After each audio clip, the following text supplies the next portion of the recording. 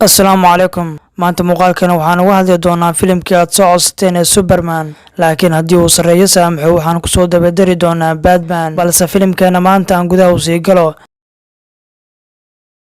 filimkan Superman waxa uu leeyahay magac u gaar ah waxaana lagu magacaabaa Man of Steel. wuxuuna soo baxay filimkan sanadii 2013 wuxuuna ku bilaabanayaa filimka. ninkan waxaa lagu magacaabaa George Hill waxa uuna raadinayaa meero hidisadaha oo lagu magacaabo Krypton, waayo waxa ay ku nool yihiin ayaga meeraha hawada sare. waxa uuna dhalay wiilkan yarka ah, laakiin waxa uu rabaa inuu helo hidisadaha meeraha si uu wiilkiisa awood buuxda u siiyo, taasi oo micnaheedu tahay waa shay lahaan jiray DNA-da meeraha oo leh dhammaan noocyada macluumaadka. taasi awgeed waxa uu imaanayaa golaha sare waxa uuna ka dalbanayaa meeraha hidisadaha ah, sababtoo ah meerahan hidisadaha waxa haya golaha. waxa uuna rabaa inuu wiilkiisa awood buuxda siiyo, laakiin golihii uma ogola inay siiyaan hidisidaha. kadib waxaa soo muuqanaya jenaraal iyo ciidankiisa, balse waxa uu qorigiisa ku dhufanayaa mid ka mid ah golihii, waayo isagana waxa uu doonayaa meeraha hidisadaha. waxa uuna doonayaa jenaraalka inuu si qaldan u isticmaalo meerahaas. waxa uuna la hadlayaa George Hill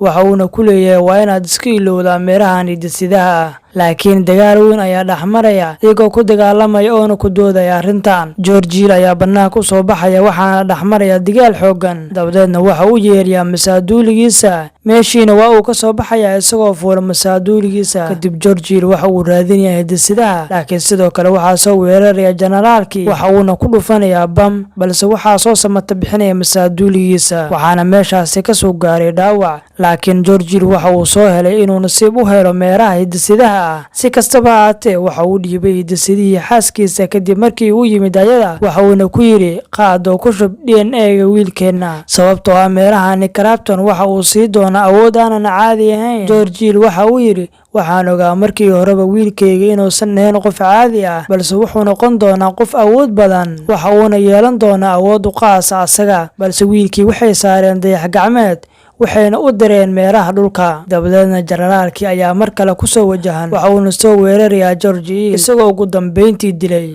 waxayna ahayd xumaan weyn oo u geystay George Hill. kadib waxa uu sii aaday jenaraalkii dhinaca hawada isagoo ku duulaya dayax gacmeedkiisa, laakiin golihii Krypton ayaa ogaaday arrintan waxayna ogaadeen in la dili George Hill. golihii waxa uu si degdega ugu soo diray jenaraalkii dagaalyahanno si ay u baabiyaan, wayna baabiyeen dhammaan golihii sare. kadib sheekada filimka waxay u soo gudubtay waqti xaadirkan. kalluumaysatadan waxaa ka mid ah ninka lagu magacaabo Kalak, waana wiilkii yaraa oo aan ku soo arkaynay bilowgii filimka. waxayna arkeen kalluumaysatadii markab gubanaya.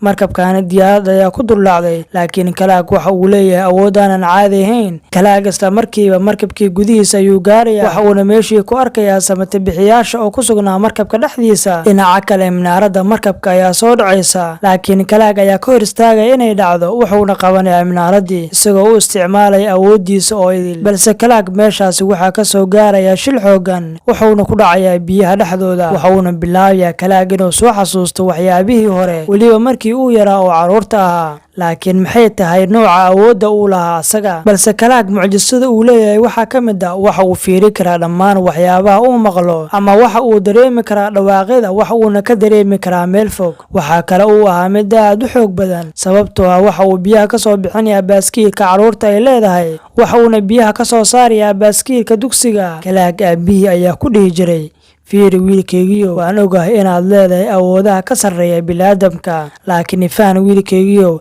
ha ku muujin awoodahada dadka hortooda. dadka adduunyadu aad bay ugu xumaanayaan awooddan aad leedahay, waxaana wanaagsan inaad qariso awooddaada. kadib wuxuu noqday qof weyn asaga. intaasi kadib waxa uu bilaabayaa inuu kabalyeeri ka noqdo hotel. waxa uuna galayaa safar, laakiin isaga safarka aad ayuu u jecel yahay. gabadhaani waa weriye waxaana lagu magacaabaa Luz. waxay sidoo kale halkan u timid booqasho, sababtoo ah waxay sidoo kale raadinaysaa wax soo jiidasho leh. waxayna bilaabaysaa inay sawir ka qaado goobtaasi xilli habeenimo ah. waxayna sawirkeeda ku arkaysaa nin dhex socda goobtaas. cid kale ma ahayn wuxuu ahaa Kalak, waayo waxa uu dareemay inuu markab ka agdhow yahay meeshan, balse markabkaani waa mid duuga. waxa uuna meeshan ku qarsanaa muddo dhan 25,000 oo sano ka hor. waxa uuna isku dayaa Kalak inuu ogaashihiisa sii hormariyo si uu meeshaasi u booqdo. si wanaagsan buu u raadiyey markabkaasi, isagoo indhihiisa ku raadinaya. Inta uu indhaynayay waxaa ku jiray meeshaasi aalad mudhal ah. Kalaag waxa uu lahaa furo la yaab leh, waxa uuna howlgeliyay kombiyuutarka dhexe isagoo furay albaabka. Midaasna waxay awood u siinaysaa inuu la xiriiro aabihiisa Joel. waxa uuna leeyahay aabihiisa waa timid wiilkaygiyo. Kalaag waxa uu ku yidhi sideed u hadlaysaa adiga? George waxa uu ku leeyahay dhammaanteen waxaa ku noolaan jirnay meeraha Krypton. waxaa tahay wiilkayga, aniga iyo hooyada ayaa kuu soo dirnay meerahan dhulka ah markii aan kugu gidanay meeraha Krypton. laakiin hadda ima hayo wax walwal ah, laakiin hal mid ayaa walwal igu haysa, waxaana ka mid ah in lagu dilay damac ka mid ah meeraha hidde-sidayaasha ah. waxaa kale oo uu dhammaan u sharaxay waxyaabaha ku saabsan meeraha hidde-sidayaasha ah. waxaa kaloo uu sheegay inuu ku beeray DNA-giisa meeraha Krypton inta uusan dhimanin asaga. marka wuxuu ku leeyahay waxaad leedahay awood ka sarreysa bini'aadamka, si fiican u isticmaal, laakiin sidoo kalena waxaan ku siinayaa dhar. Gabadhii waryaha ahayd ayaa iyadana goobta xaadar ku ahayd, waxayna maqlaysay dhammaan hadalladii ay isdhaafsanayeen, waxayna bilowday inay sawirro ka qaado si macluumaad ay u gudbiso. sidaas darteed qalab meesha yaalay ayaa soo weeraray, wayna dhacday ayada. dabadeedna Kalaag ayaa dibadda u soo kaxeeyay isagoo kor u soo qaaday, waxaana meeshaasi ka duulay markabkii dayax-gacmeedka. gabadhii waryaha ahayd waxay u tagtay kormeeraha shirkadda wararka, waxayna kormeeraha ugu warantay wixii ay soo aragtay. waxayna ku tiri kormeerihii waa inaan daabacnaa akhbaartan. kormeerihii ayaa ku yidhi uma malaynayo midaan inay tahay mid run ah, waayo ma jirto cid hubta ee naga jooji waxaan aad wado. laakiin gabadhaana waryaha waxay rabtay inay arrintaani la wadaagto dadweynaha. intaasi kadib waxay la wadaagaysaa warye kale oo ku shaqo lahaa wararka. dhinaca kale waa kana Kalaag waxa uuna isku bedelay Superman, waxa uuna ku duulayaa meel bannaan ah isagoo aanan wax cabsi ah qabin. kadib gabadhii waryaha ahayd ee Louise ayaa waxay gaartay gurigii Kalaag, waxayna la kulantay hooyadiisa, waxayna sidoo kale booqatay qabrigii aabihiisa. Kalaag ayaa isagana halkaas ugu yimid, waxa uuna ku yidhi maxaad ii eryanaysaa oo aad ii daba taagan tahay? Louise ayaa ku tiri sababtoo ah waxaad iila egtahay qof aad u xun. waxayna ku tiri gabadhii maxaad awoodahaada bini'aadamka ka sarreeya ugu qarinaysa adduunka? Kalaag waxa uu ku yidhi kaalima waxaan daaha ka qaadaa dhacdo xusuus iwa leh oo noloshayda qusaysa. waxa uuna ku yidhi maalin maalmaha ka mid a ayaa waxaan raacay aabbahay iyo hooyaday, waxa aana aadnay meel anagoo saaran gaarigeenna, waxaa kaloo nala joogay eygeenna. laakiin duufaan weyn ayaa halkaasi ka dhacday, laakiin duufaantaasi ayaa wax walba burburisay. dhammaanteenna waxaan ka degnay baabuurka, laakiin eygii ayaa ka baxay gaariga. aabbahayna wuxuu ka daba baxay eygii si uu usoo badbaadiyo, laakiin isagii xitaa ayaa halkaasi ku xayirmay. waxaana doonayay inaan caawiyo asiga, waana badbaadin karaa haddii aan rabo, laakiin asiga ayaa iga reebay midaasi markiina aan yaraa oon carruurta ahaa. waxa uuna igu yidhi weligaa qofnaha ku hor muujinin awoodahaada sarreeya, uma dhowaan karo. sidaasi darteed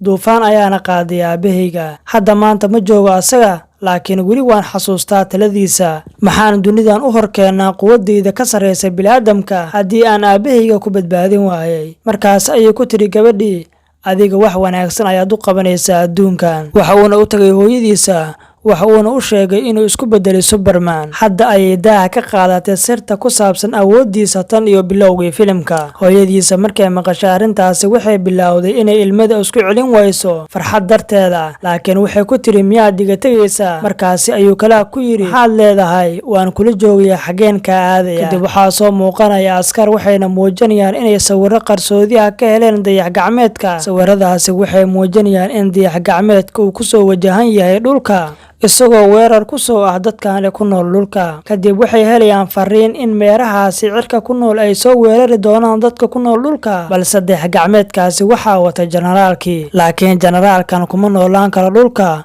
oo waa inuu hawadaasi ku noolaadaa oo keliya. dhammaan ciidamadii dowladda ayaa heegan la gelinaya. markii ay maqleen dhammaan arrinkaasi way ka naxayaan. intaas kadib waxaa la ogaaday in generaalka sidoo kale uu ku nool yahay meeraha Krypton. intaas kadib inuu askartii hortooda yimaado ayuu isku soo bandhigayaa, waxaana loo kaxeynayaa qol kadib markii ay qabteen. halka Louise ay su'aalo weydiinaysa iyadoo la sheekaysanaysa, halka askarta ay maqleen waxyaalo shabaha muraayad la hagaajinaya. ciidankuna waxay shaqartaasi ka maqlaan dhabarkooda dambe. Kalaag ayaa u sheegay inuu aadayo muraayadaas. waxaa kale oo uu sheegay inuu ilaalin doono dhammaan ammaankooda. askartaani waxaa kale oo sheekadiisa ay ka garanayaan Kalaag inuu yahay qof wanaagsan. hadda Superman waxaa la keenayaa garoon bannaan isaga iyo gabadhii Louise, halka dadkii meerihii Krypton ayuu imaadayaan iyagoo ku socda dayax-gacmeedkooda. laakiin Louise waxay codsanaysaa in la raaciyo Kalaag, balse ciidamadii ayaa u ogolaanaya inay raacdo Kalaag. waxaana lagu qaadayaa dayax-gacmeedkii. balse markii gudaha loo galo dayax-gacmeedka iyada waxaa lagu tuurayaa qol ku yaala dayax-gacmeedka dhexdiisa, waxaana meeshaan ugu soo horeeya Kalaag Generaalkii. midaana waxay caddeyn u tahay in Generaalka uu yahay ninka ka soo horjeeda filimka. waxa uuna ku yidhi Generaalkii Superman, sidaan filayo waad og tahay waxa ku saabsan in hadda ka hor Krypton la baabi'iyey, marka waxaan kaaga baahanahay inaad aado meeraha dhulka si aan halkaasi ugu noolaado. markaa waad ugu taageeri doontaa siday la tahay, laakiin aaway meerihii hidisidaha ahaa. Superman waxa uu ku yidhi ma aqaano. dabadeedna Generaalkii waxa uu ku leeyahay waxay la micno tahay inaad rabto inaan kuu keeno Krypton cusub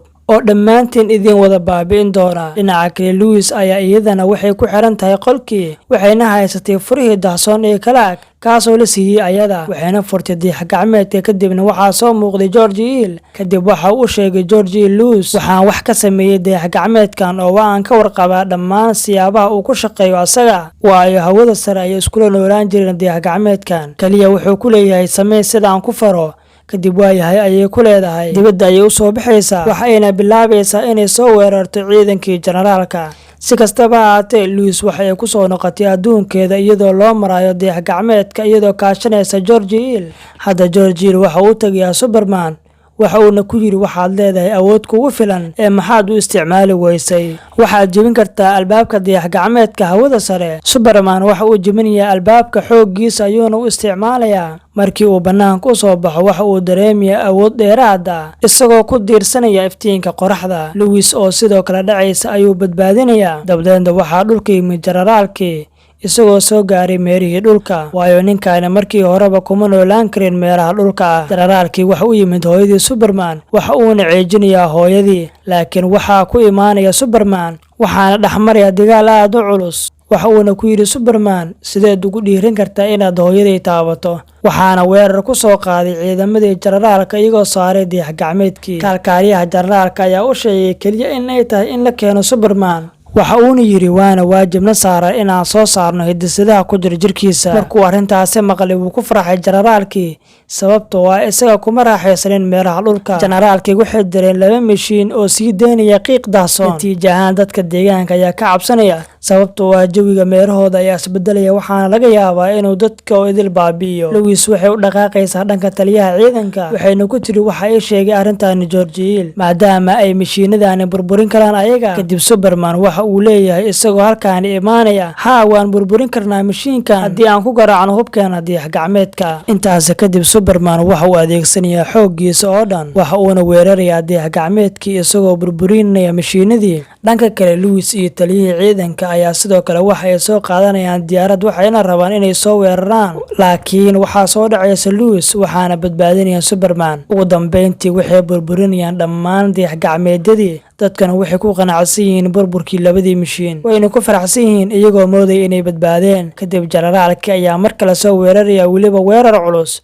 waxa uuna yidhi Generaalkii, waxaad iga qarrabtay qorshahayga ciyaarta, waana kuu dhammayn doonaa. waxaana ka dhex bilowday dagaal weyn. wuxuuna adeegsaday Superman indhihiisa, laakiin sidoo kale Generaalkii isagana wuxuu adeegsaday indhihiisa. laakiin dad ayaa dhismahaasi khatar ugu jiray, waxayna khatar ugu jiray inay kasoo faniinaan dhismaha, laakiin ma joojinin dagaalkiisa ilaa uu ka dilo Generaalkii. ma uusan rabin inuu sidaas u dhaqmo, laakiin waa uu ku qasbanaa inuu sidaas u dhaqmo. muddo kadib waxaa la arkay Superman oo ah Kalaag, waxa uuna aadayaa Lois si uu soo wareysto ayada. Lois waxa uu siinayaa shaqo, waxa uuna ku yidhi isagoo dhoola cadaynaya kusoo dhawow meeraha cusub. filimkiina meeshaas ayuu noogu dhammaaday. haddaba qayb kale ma lahan Superman, balse waxaan kusoo dari doonaa ama kusoo xojin doonaa Batman, waa haddii aad soo codsataan. maanta muuqaalkeen intaas ayuu ku egyahay. intaan muuqaalka xiga kulmi doono, sidaas iyo nabadiino.